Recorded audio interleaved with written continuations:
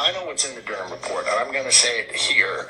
I bribed Hillary Clinton $18 million. I facilitated a bribe for Hillary Clinton on January 14th, 2016, right here in this town. On behalf of the FBI, they came to me around December 1st, 2015. They told me Hillary Clinton had accepted a bribe from Turkey for $20 million. They told me that I would be working for a group in New York, FBI agents, who had authorization to set Hillary Clinton up in a sting. They asked me to facilitate a bribe for her, an $18 million bribe from another government. The bag man from that other government I was to befriend, and I was to get that person 10 minutes alone in a room with Hillary Clinton. I did. On January 14th, 2016, Hillary Clinton was in this town, and she met in a way that was kept off her schedule. She accepted an $18 million bribe. But General Barr knows this. This is the Durham. They know this was what is behind it all. And I'll even tell you, I'm going to drop one more thing. I've been waiting to say this publicly, and this is what really happened. I will tell you, if you hear this and give me 90 seconds, your viewers will understand what's happened in the last 5 years in America. I've been waiting to say this on mainstream TV, and they will not have me back because once they understood what this was about. I had Hillary Clinton, I caused Hillary Clinton, I facilitated a bribe, and she took a second bribe for $18 million, and I worked with the FBI as I did that. They're deeply involved in this.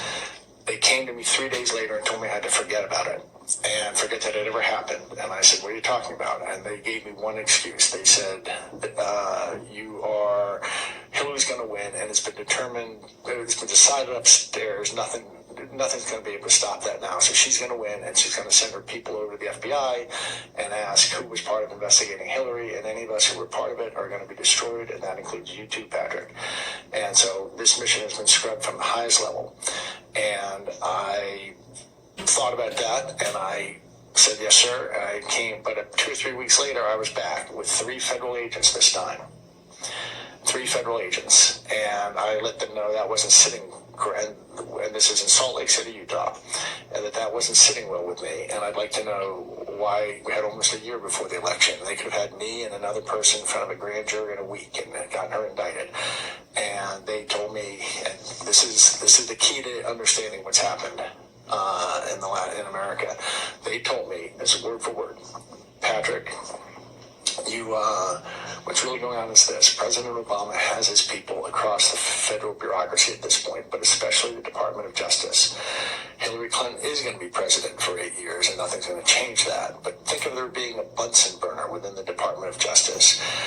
That evidence about the 2 bribes you were part of gathering is going to be sitting on the Bunsen burner.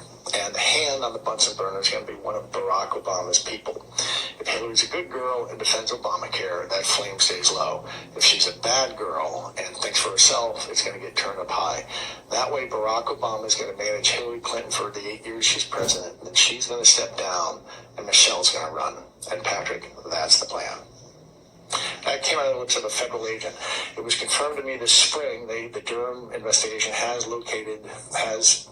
plan was called the Operation Snow Globe. That was Brennan Obama's name for it. Snow Globe, they were trying to get Hillary to step into a snow globe. I'm looking for a prop. A snow globe that anytime they wanted, they could then pick up and shake for 8 years. My bribe was the bait to get her to step into the snow globe. That's all from it. This isn't a theory. I'm the guy in the room. I'm acknowledging I took part in all this, and I thought I was helping them conduct federal law enforcement. It turned out that I was helping them set up Hillary Clinton for a deep state to control her. And I said so. That's why, and I came in public a year ago with some pictures that showed me with this Russian redhead, Maria Butina, lovely woman, that said, and so I'm saying this entire thing, this last 5 years, has been a coup. It was from Obama against Hillary, that when Trump won in a fluke, he got morphed into the Russian collusion delusion. And I say that as the guy they had romancing Maria and bribing Hillary Clinton. So I'm about as involved in this as you can get, and I promise you that's exactly what happened. And what we're seeing here is the last act play out. I was the last act play out. The reason I mentioned it, I knew in October 2018 that this was going to happen was because in 2018 I was offered, a federal agent came to tell me, Patrick, you need to understand there are billionaires walking around this world that we made, and we're prepared to do the same for you. You just have to stay calm. You just have to stay quiet through the election. And by that election, I knew we meant 2020 election. So I've known that they were going to hijack this election since October of 2018. Does the federal Byrne investigation and other departments need to be completely detonated, dismantled? Well, I think what you need to do is, there was a guy, the CEO of, I forget it was Allstate or State Farm, decades ago. It was based in, which one of those is based in Chicago, do you know? State Farm is Chicago. State Farm, then. They had a big headquarters filled with 10,000 people, bureaucracy. And the CEO bought a cornfield a couple hundred miles away, and he built a building for 500 people, and he started moving people to it, and until he got a new mini headquarters, and then he just shut off the original one. That's, sometimes bureaucracies get so big and so bad, that's the only way to fix them. The way to fix them is to hit them in the head. It's to start again and build an alternative, and then just shoot them in the head. The bureaucracy in the head. And I think that's the only way that's going to be to fix our FBI, our beloved FBI. I have such respect. I grew up with this, revering the FBI, and I still revere, the men and women in it up to the mid-level. And there are people beyond that who are good. You can't throw the baby out with the bath water, but they are systemically corrupted at this point. So that story I just told you is absolutely the truth. There was a bribe from Turkey, a $20 million bribe in the fall of 2015 to Hillary, and then they had me arrange another bribe for $18 million from a different government, which I'm not disclosing the name of that other government. And that's I think what the start of this coup really is. Do you believe she's going to be held accountable at some point for this? Assuming President Trump is reelected. Well, if he is elected again, if he does get through this, and I think that's a high, they were trying to demoralize people and make people think there's no chance of that. I think there's a high it's quite a conceivable outcome to me that he is the president on January 21st. And again, I'm not saying that as a guy who voted for them and for him. I'm saying it as a guy who cares about the country, and I do not want to see it hijacked. If we go down on this, if we go down to this assassin's maze, it's our last free election. I lived in China, 83, 84. I speak Chinese. I've lived in Maoist China. It was right after the Cultural Revolution.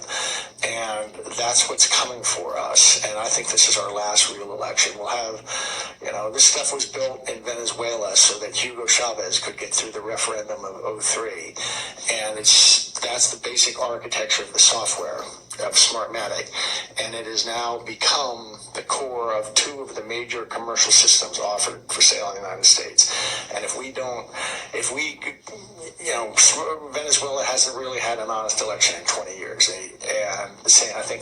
People are starving, and the government still wins its election. It's because it's all crooked. The software that lets them do that is the software that's in the heart of our systems. If we bend a knee to this, it could be 1,000 years of darkness, and the world knows that. People don't understand, and because it's fashionable maybe not to be anti-American or not to love your country, they don't understand how the world looks to us. If we bend a knee to this, it's a darkness comes over the world, and we don't know if it'll be 1,000 years before it's lifted.